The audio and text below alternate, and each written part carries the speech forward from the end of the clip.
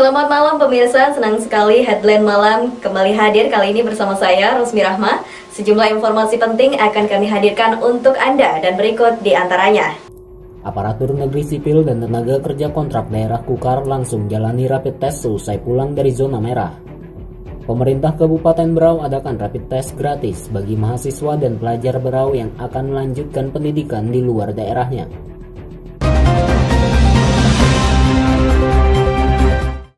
Beginilah suasana di ruang meranti kantor Bupati Kutim sejak pagi tadi. Puluhan aparatur sipil negara atau ASN maupun tenaga kerja kontrak daerah atau TK2D mengikuti rapid test yang dilaksanakan oleh Dinas Kesehatan Kabupaten Kutai Timur. Pemeriksaan rapid test ini dilakukan bagi ASN dan TK2D yang telah mendapatkan rekomendasi dari masing-masing organisasi perangkat daerah atau OPD, sesuai dengan surat pemberitahuan yang telah dilayangkan Dinkes Kutim sebelumnya. Kepala Dinas Kesehatan Kutai Timur, Dr. Bahrani Hasanal mengungkapkan pelaksanaan rapid test yang dilakukan diutamakan bagi ASN dan TK2D yang telah melakukan perjalanan dari zona merah seperti Balikpapan dan luar Kaltim. Kita anggap merah, apalagi Banjarmasin sekarang lagi ini lagi banyak yang sakit. Pertama 50 ASN Ya, di besok kan kita bikin daftar kemarin. Ya tinggal berapa besok sisanya. Harusnya mulai di Selasa kemarin tapi bisa terlaksana hari ini. Diketahui pelaksanaan rapid test ini dilakukan sesuai arahan Ketua Gugus Tugas COVID-19 Bupati Ismunandar, di mana sebelumnya Pemkab Kutim memberlakukan larangan bagi ASN berpergian ke wilayah zona merah. Jika tetap dilakukan, maka harus menjalani rapid test. Apabila hasil rapid test didapati reaktif, maka yang bersangkutan bakal menjalani karantina mandiri di rumah dan sementara dibebas tugaskan. Tim Kaltim TV melaporkan.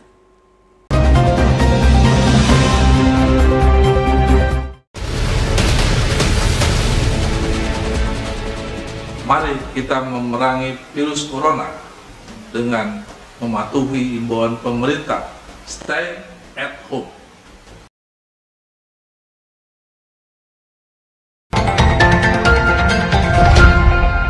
Seorang mahasiswi ini sedang mendaftarkan untuk menjalani rapid test atau tes cepat sebelum pergi keluar daerah Berau melanjutkan pendidikannya.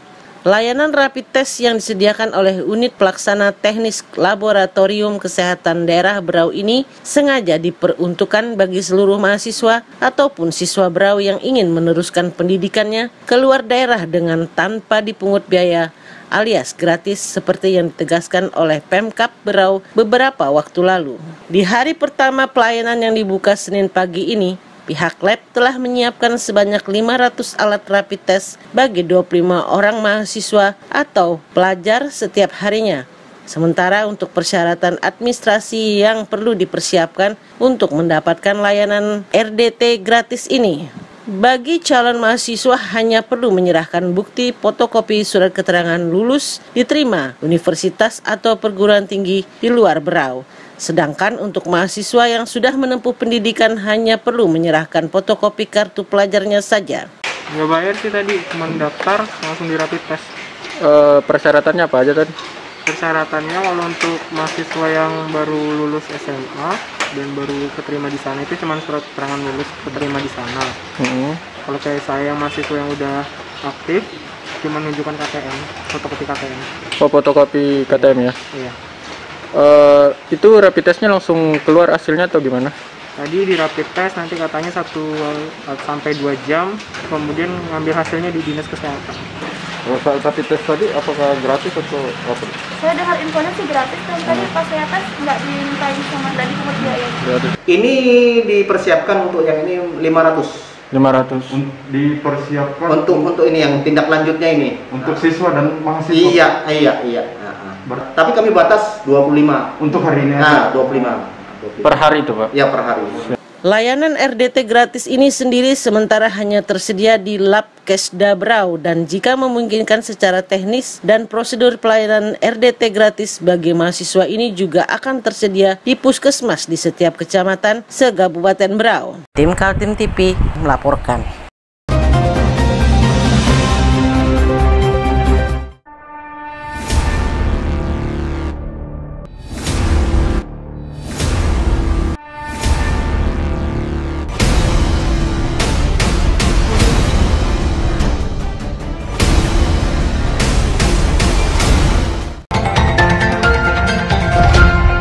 Idenya datang dari Kepala Desa Kembang Janggut, Yadi.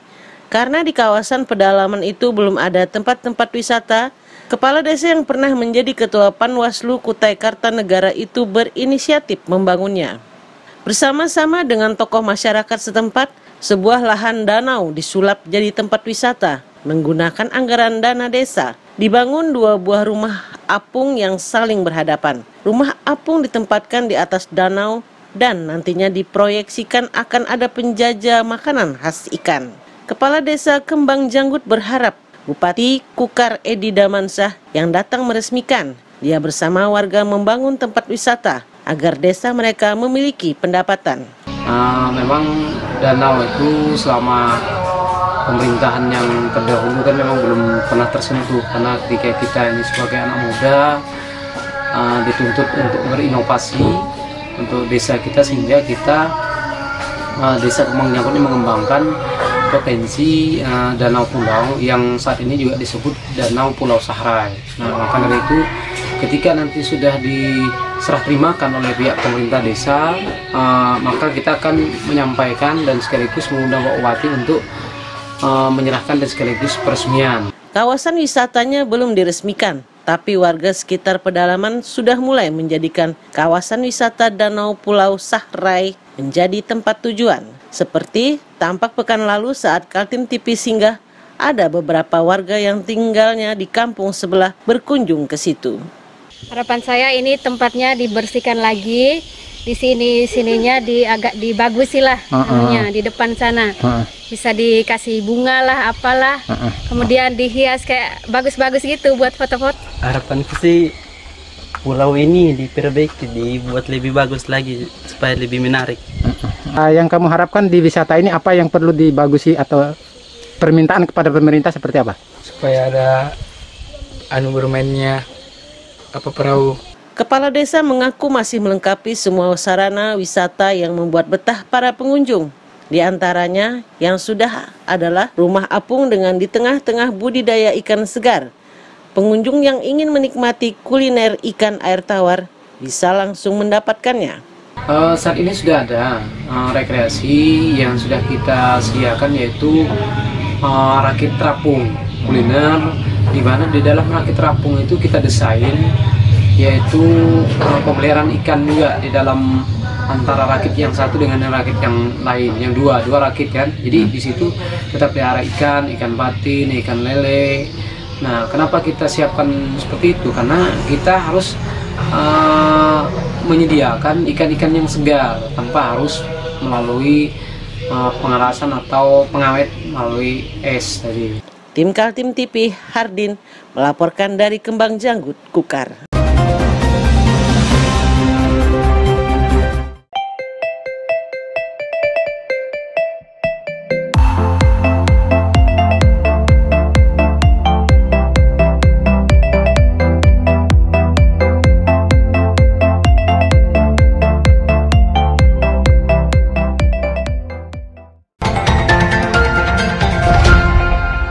Akhir pekan lalu, Bupati Kutai Kartanegara sudah menyatroni 11 desa di Kecamatan Kembang Janggut seperti Desa Kelekat, Desa Perdana, Desa Muai, Pulau Pinang, Bukit Belayan, Long Beleh Modang, Long Beleh Halok, dan Genting Tanah. Selain membagi bantuan sosial dari pemerintah kepada warga terdampak, Bupati juga melihat dari dekat kehidupan warganya setelah pandemi COVID-19. Hari ini kami berserta jajaran Camat dan Wakil Kapolsek. Ada 11 desa yang saya kunjungi di Kembang Janggut, melakukan supervisi terhadap penyaluran bantuan langsung tunai dana desa. Jadi sudah berjalan dengan baik. Ada yang sudah tahap kedua, bantuan langsung tunai ini memang bagian menjadi kebijakan secara nasional yang dilakukan melalui Kementerian Desa dan Migrasi. Ini harus dikawal dengan baik. Alhamdulillah di Kutai Kartanegara berjalan dengan baik dari 193 desa yang ada di Kutai Kartanegara. Nah, bantuan langsung tunai ini salah satu bantuan yang diberikan pemerintah untuk memberikan perlindungan kepada masyarakat. Menurut Bupati Kutai Kartanegara, pemerintah pusat belum menetapkan new normal. Tetapi kebijakan pelonggaran sudah diterapkan di Kutai Kartanegara. Bupati melakukan belusukan untuk melihat langsung aktivitas masyarakat di pasar dan kawasan pemukiman. Lihat beberapa aktivitas yang sudah dilakukan, khususnya aktivitas ekonomi masyarakat yang berkaitan dengan ada pasar tradisional di beberapa desa, terus pasar malam juga sudah mulai kita aktifkan, tapi tetap disiplin mempedomani protokol COVID kesehatan, jaga jarak. Seperti pasar itu penjualnya harus pakai masker, pembelinya, pengunjungnya harus pakai masker. Meja-mejanya harus diatur jaraknya. Aktivitas keagamaan pun seperti warga Kelekat ini, aktivitas di gereja sudah silahkan dimulai, tapi diatur juga jarak, gunakan masker. Jadi penanganan corona berjalan dengan baik, aktivitas masyarakat juga mulai berjalan dengan baik, khususnya aktivitas ekonomi kerakyatan. Bupati berpesan kehidupan new normal sekarang ini berbeda dengan sebelum adanya pandemi COVID-19. Dia meminta warganya untuk saling menjaga diri, terutama dengan memakai masker dan jaga jarak jika berada di kerumunan. Bagaimana kesadaran masyarakat? Jadi kalau kita berbicara new normal itu, saya berpandangan bahwa salah satu indikatornya adalah kesadaran masyarakat. Makanya kita di tingkat kabupaten ada gugus tugas, ada tim terpadu. Saya terus diskusi dengan Pak Kapolres, Pak Dandim, kena wakil gugus tugas. Ada tim terpadu kita itu hanya untuk mengantar saja. Misalkan yang kami tetapkan di Tenggarong itu ada pasar Mangkuraja, pasar Gerbang Raja di Mangkurawang. Itu percontohannya kita menerapkan bagaimana melaksanakan operasi penegakan disiplin. Disiplinnya ini saja tadi, warga pakai masker, kalau berkumpul jaga jarak, kalau cuci tangan pakai sabun, kayak gitu. Karena kalau 3 hal itu sudah dilakukan, ini berangsur-berangsur aktivitasnya kan. Dari Kembang Janggut, Hardin melaporkan.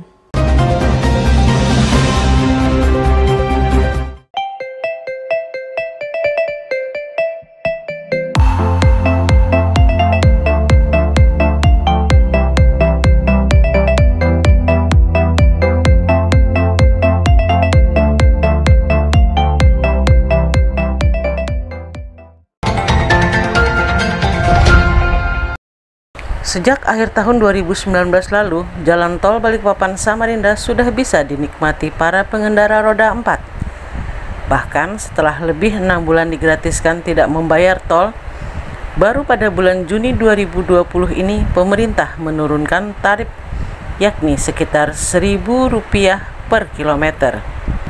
Di balik cerita tentang polemik tarif tol, ternyata masih ada warga yang mengklaim kehilangan tanahnya karena digusur untuk membangun jalan tol pertama di seluruh Kalimantan itu. Jumlah warga yang kehilangan tanah dan belum dibayar ganti rugi oleh pemerintah seperti dituturkan politisi dari PKS atau Partai Keadilan Sejahtera, Ali Hamdi, ada sekitar 50 orang. Dalam kapasitasnya sebagai anggota DPRD Kaltim, dia sudah datang bertemu dengan warga yang mengklaim lahannya hilang karena diserobot pemerintah. Saya 6 bulan yang lalu saya melakukan reses di daerah Sungai Merdeka. Jadi ternyata keluhan mereka adalah tanah-tanah dari pintu masuk kilometer 36 itu sampai dengan 36 terus sampai sana itu ya pintu masuk dan sekitarnya sekarang ini menjadi pintu gerbangnya itu banyak dari mereka, ada sekitar 50 KK ya. Di area pintu gerbang dan termasuk ke sana itu mulai dari 38 kan, 38. Itu masih banyak yang mereka belum dibayar. Itu tanahnya. Yang kedua tanah tumbuhnya. Gitu. Itu juga belum dibayar. Gitu. Saya punya datanya. Gitu. Punya foto-fotonya. Warga yang tinggal di Sungai Merdeka, Kecamatan Samboja itu sudah mengadukan masalahnya ke DPRD Kutai Kartanegara. maupun ke DPRD Kaltim. Bahkan sudah menemui Gubernur Kaltim Isra Nur. Hanya saja seperti diutarakan oleh Ali Hamdi, semua sia-sia karena tidak ada yang memberikan perhatian. Dengan adanya mereka kena jalan tol dan belum dibayar oleh pihak tol gitu, maka mereka sudah kehilangan tanahnya, mereka juga ganti ruginya belum dibayar gitu. Saya terus terang melakukan dialog dengan mereka, tanya apa penyebabnya Bu gitu.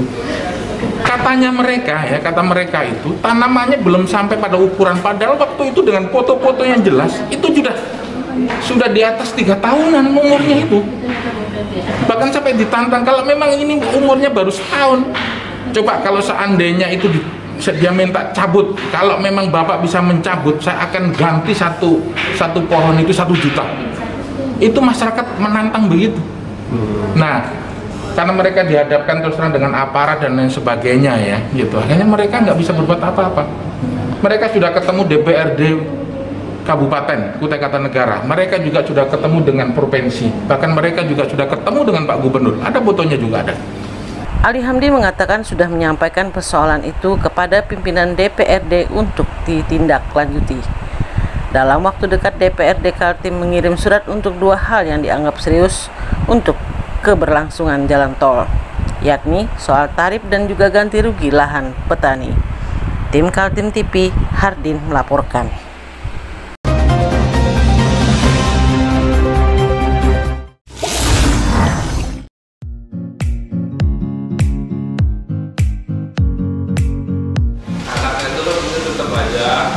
Cara mudah beriklan digital di Kaltim TV.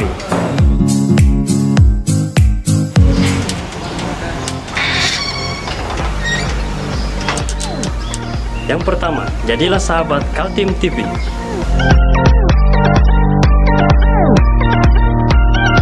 Dengan Rp1 juta, para sahabat mendapat 20 kali tayang di slot berita kamu.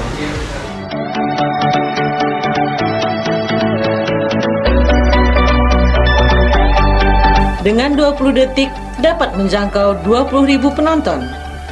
Anda beruntung karena mendapat kesempatan perdana dari kami. Ayo jadilah sahabat Kaltim TV.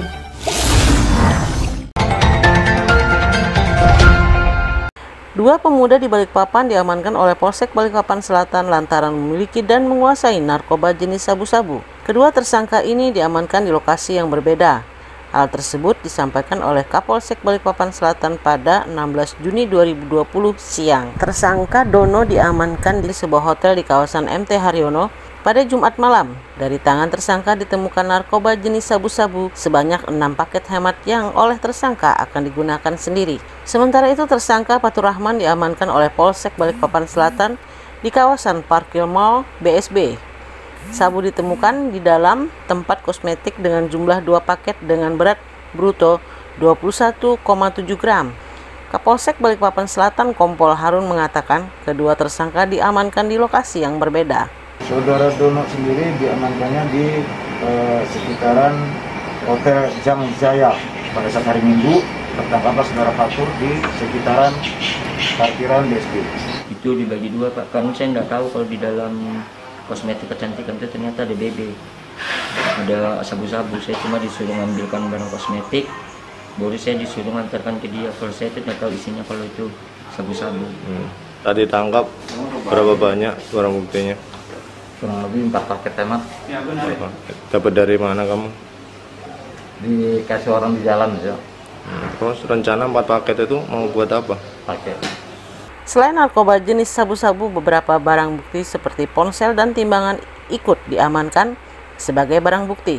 Kedua tersangka akan dikenakan pasal 112 dan 114 dengan ancaman hukuman di atas 5 tahun penjara. Muhammad Idris melaporkan dari Balikpapan.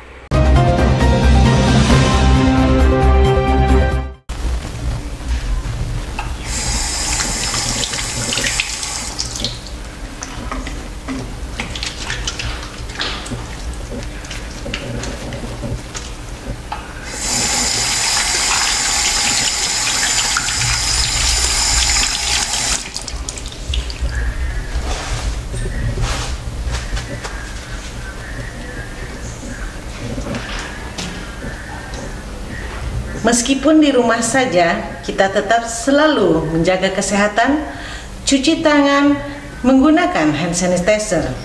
Ingat, mulailah dari diri sendiri.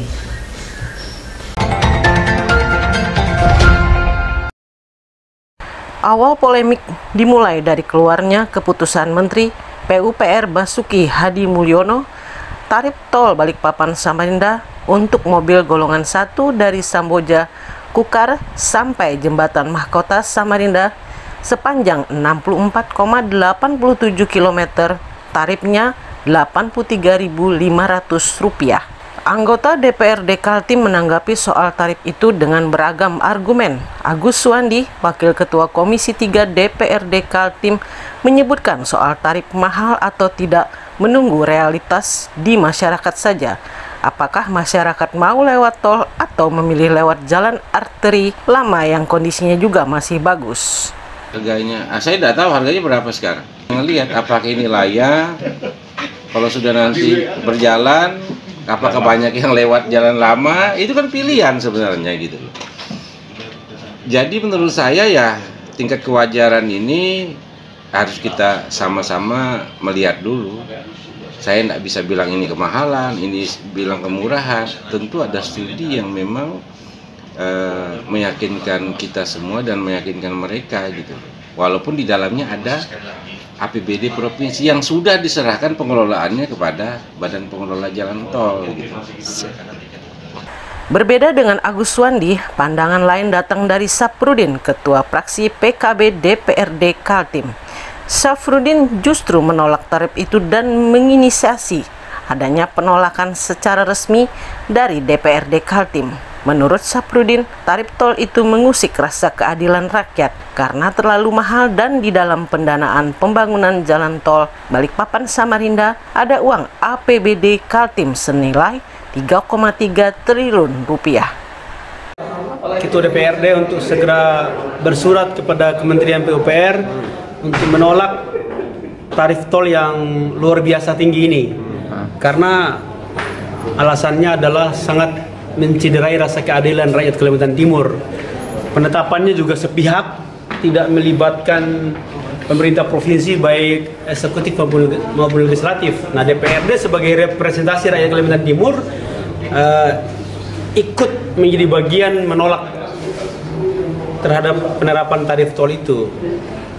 Selain juga di dalamnya itu terdapat dana yang bersumber dari APBD sebesar 3,3 triliun yang menjadi bagian untuk pembiayaan pembangunan jalan tol itu. Nah, sehingga inilah yang mestinya menjadi bahan pertimbangan oleh pemerintah pusat, PUPR, untuk tidak menetapkan tarif tol itu 1.200 sekian rupiah itu. Usulan Safrudin agar DPRD Kaltim membuat surat resmi menolak tarif tol itu diapresiasi oleh koleganya di legislatif, Sarkawi Zahri. Politisi Golkar itu malah menilai tidak cukup hanya dengan surat, tapi harus dengan pansus atau panitia khusus. Banyak hal yang patut disampaikan para wakil rakyat kepada pengelola jalan tol maupun pemerintah. Selain soal tarif, ada soal lainnya menyangkut ganti rugi lahan yang belum terselesaikan, termasuk soal adanya aset Kaltim dalam pembiayaan pembangunan jalan tol. Apa yang hasil yang diperoleh oleh Kalimantan Timur dengan adanya tol? Itu kan PR besar kita itu. Kita membangun tapi kita dapat apa? Kan nggak dapat apa-apa masih sejauh ini. Nah, maksud saya, kalau kita bentuk pansus, jadi pansus evaluasi pembangunan dan operasional. Nah, kalau itu dibentuk, nanti rekomendasi macam-macam tuh. Oh, terkait tarif harus segini, terkait lahan yang belum dibebaskan sekian, apa antisipasinya. Jadi kita terkait dengan pendapatan daerah kita supaya Kaltim mendapatkan PAD dari sisi mana PAD-nya, kan begitu. Bagaimana keringanan yang diperoleh oleh masyarakat ya terkait tol, otomatis supaya tol di kita ini bagaimana dicari celah supaya tidak diperlakukan seperti tol di luar. Kenapa? Karena APBD kita masuk di situ. Nah, ini semua kan harus diwujudkan dalam bentuk rekomendasi pansus. Kalau hanya aspek hukumnya Komisi 1, aspek infrastrukturnya Komisi 3, ya kan? Aspek pendapatannya Komisi 2, ya kan? Aspek keluhan masyarakatnya Komisi 4. Nah, kalau pansus kita semua lintas komisi kita bisa audiensi dengan siapa saja, bisa hearing dengan siapa saja, bisa memanggil siapa saja. Banyak pendapat dari politisi Karangpaci, namun pastinya tarif tol sudah mulai diberlakukan sejak 14 Juni 2020 lalu. Tim Kaltim TV, Hardin melaporkan.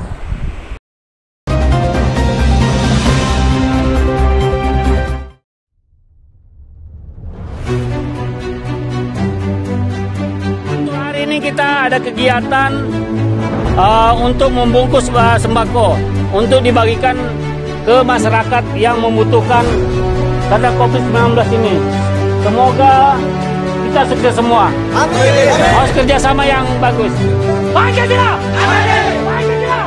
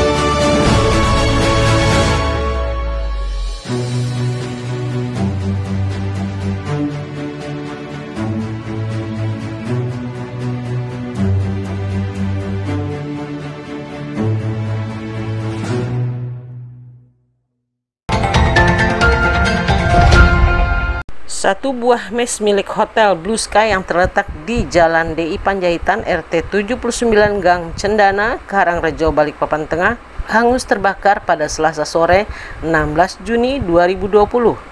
Api pertama kali dilihat berkobar sekitar pukul 6 sore. Warga yang berada di sekitar lokasi berusaha memadamkan kobaran api dengan peralatan seadanya. Petugas pemadam kebakaran yang tiba di lokasi kejadian berusaha memadamkan kobaran api yang begitu besar. Sedikitnya 8 mobil pemadam dikerahkan oleh BPBD Balikpapan untuk memadamkan kobaran api sehingga tidak meluas ke rumah warga lainnya. Ketua RT 79 Purwanto mengatakan api terlihat pertama kali dari arah belakang mes, di mana mes kosong sejak 5 tahun terakhir. Kejadian kira-kira jam berapa? Jam 6. Nah, PRT selama kosong ini apa ada yang datang PRT ngecek atau gimana? Ada. Kadang ada dicek juga di dalam. Memang waktu kejadian kosong ya PRT ya? Kosong, nggak ada. Sementara itu Kepala BPBD Balikpapan Suseno yang ada di sekitar lokasi kejadian mengatakan kendala yang dihadapi terkait arus lalu lintas cukup ramai dan akses ke lokasi kejadian sempit sehingga tidak bisa dilalui mobil pemadam. Untuk korban jiwa nihil. Ya, kendala pasti lalu lintas ramai karena ini pulangan kerja kan, kemudian juga di akses masuk juga unit nggak bisa masuk, tetapi kita atasi dengan selang yang cukup panjang. Patut bersyukur tidak merembet kemana-mana, hanya satu rumah ini. Pak, ini sebenarnya rumah apa Pak? Diperuntukkan apa Pak? Ini mesnya Blue Sky. Api dapat dikuasai petugas BPBD dan petugas terus melakukan pendinginan di lokasi kebakaran hingga benar-benar tidak ada lagi api yang menyala. Tim Kaltim TV melaporkan.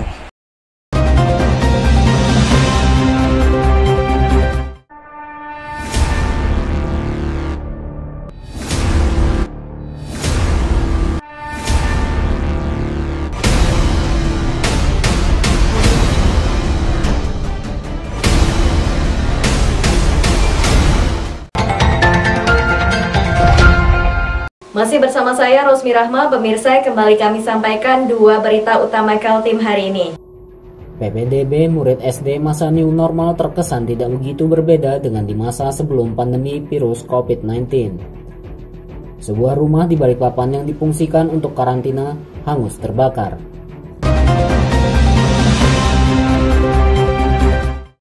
Inilah suasana pendaftaran siswa Sekolah Dasar 009 Sungai Pinang di Jalan Sentosa Dalam 1. Para orang tua murid yang sudah mendaftarkan anaknya melalui online berdatangan ke sekolah untuk menjalani verifikasi berkas bersama anaknya yang masuk sekolah itu. Calon siswa baru oleh panitia sekolah dites baca dan hitung. Hal tersebut membuat para orang tua bertanya-tanya, apa bedanya dengan tahun lalu sebelum ada COVID-19? Bedanya PPDB tahun lalu dengan yang sekarang karena para guru dan panitia penerimaan murid mengenakan masker, mika atau face shield.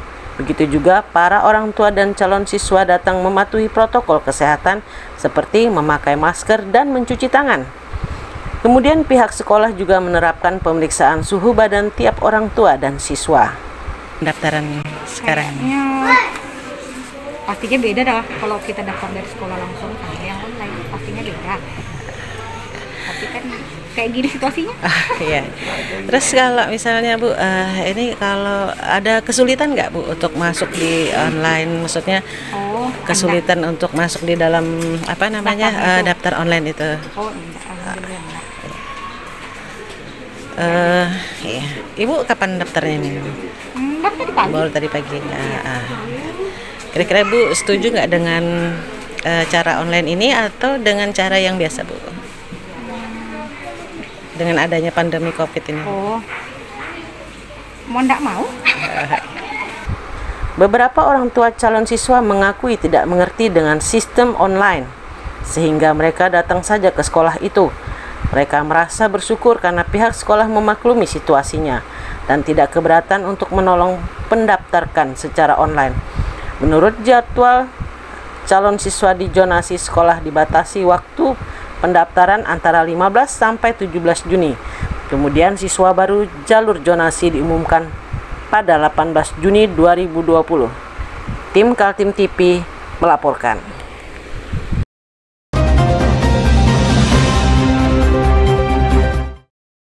Satu unit rumah yang terletak di Jalan Inpres 4 RT 12 nomor 89 hangus terbakar pada pukul 11 siang 17 Juni 2020. Rumah milik Lilik Prasera ini diisi oleh pekerja dari Jawa untuk kegiatan penggalian pipa jaringan gas. Oleh pemilik rumah sebelum kejadian, dirinya usai memindahkan perabotan dan diduga mengenai kabel listrik sehingga terjadi korsleting. Pemilik rumah Lilik Prasera menyebut, awalnya terlihat kepulan asap tebal dari dalam rumah, tak lama berselang api langsung membesar. Sejumlah perabotan rumah terbakar. Jam 12.04. 12.04 Bu ya? Kosong lah ya. Ya. Titik api kan, Ibu melihatnya udah besar kan? Hah? Ibu melihatnya udah besar kan? Baru asap. Ya, itu dari 12.04, berarti sebelumnya berarti Jadi 12 ya? apinya belum ke atas. Itu rumah kosong atau gimana Bu? Rumah itu gudang yang kebakaran. Oh gudang ya?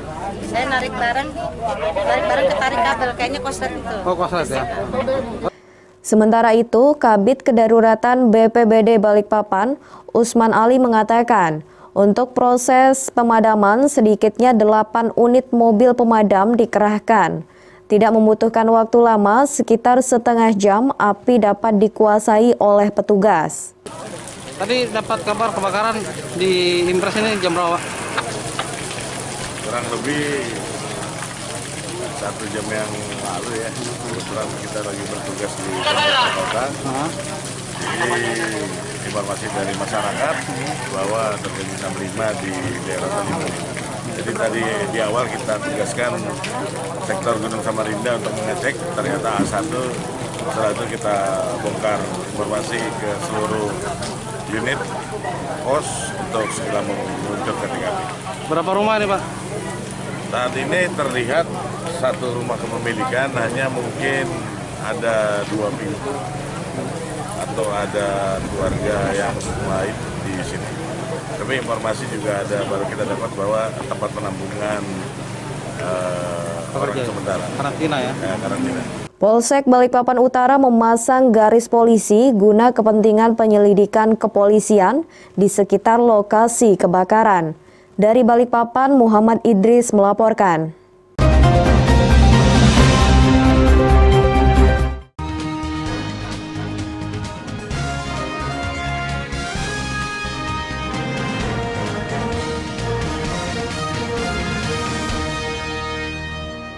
Berita tadi sekaligus menutup perjumpaan kita kali ini. Akhirnya saya dan seluruh kerabat kerja yang bertugas mengucapkan terima kasih atas perhatian Anda. Selamat malam, sampai jumpa.